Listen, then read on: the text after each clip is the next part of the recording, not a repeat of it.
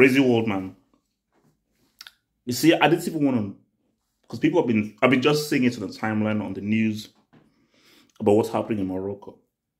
And it's just not Morocco, so Morocco. The death toll is above 2,000 and it could rise to 3,000 because they're still trying to find survivors.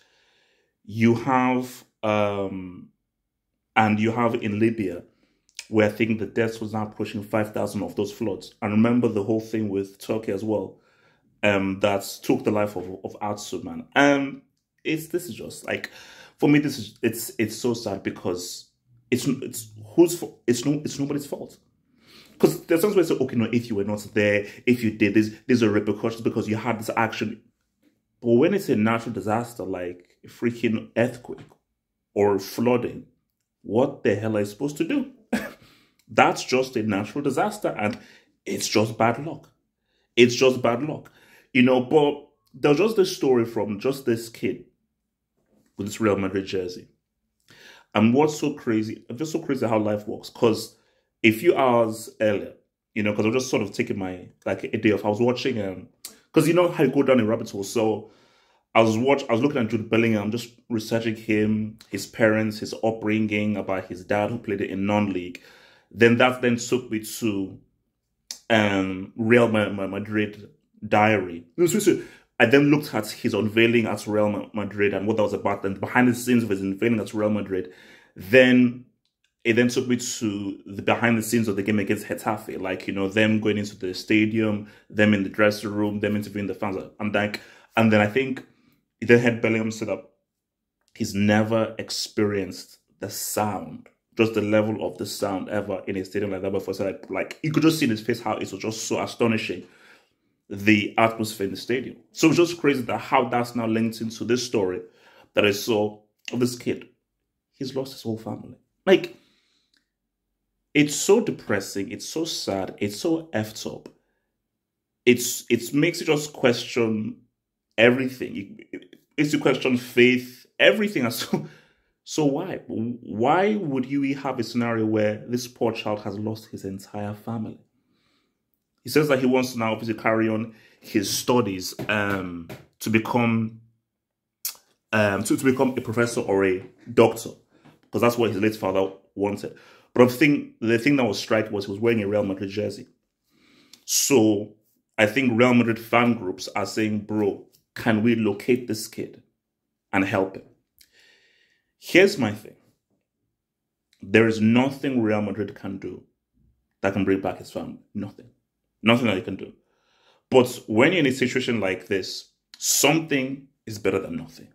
So whether it's financial aid, help him get set up, just help him in his studies, to try and get into a career, just to get him living, because he's lost his entire family. He's just a freaking kid. He's lost his parents. He's lost the people who provided for him. He's lost his whole family. So first of all, there's one thing dealing with the trauma of that. And also, how the hell are you supposed to operate? So if Remedy can just sort of help, because look, there are many stories like this. I'm sure there are stories of where several other guys who've lost their families, but Real Madrid can't help everybody. So nobody can help everybody. And my thing is, it's better to help one person than help no one. Ideally, you wouldn't help everybody, but that is unrealistic. But it's better to say, I helped one person. Who have you helped? At least I helped one person. So, and plus, if it's a case where, bro, all paid for, first class, come over to Spain, come over to a home game, you can meet the entire team, it's tour around the stadium, watch, be with the team, be like in like a special box next to maybe Florentino Perez, hang out in the dressing room with the team, take pictures with them, talk with them, and have that. That's not bringing back his family. That's not going to stop the ridiculous trauma that he's had of losing his family in this shocking attack. It won't. It's something. Like, if he's given financial aid, helping him in his studies, puts him on a path to become a professor or a doctor, it's not going to bring back his family. It ain't going to bring back his family. But it's something, man. So, look, this is a football channel, and I feel like if I have to always try and find a footballing angle to talk about this, but I do think that it's it was illuminating that this happened because it's like we have, like, yes, we'll talk about football and everything, but this is life. And again, I told you, Libya, 5,000 flooded. And when these things happen, man, you've got to question faith. You have to question faith as to, like, that's where you just said, okay, if there's a God, why would a God take away a guy's family? Like, I can't watch the, because the images, I can't watch the interview because for me, when people start crying, that's not my thing, man. So, because it's too hard to watch.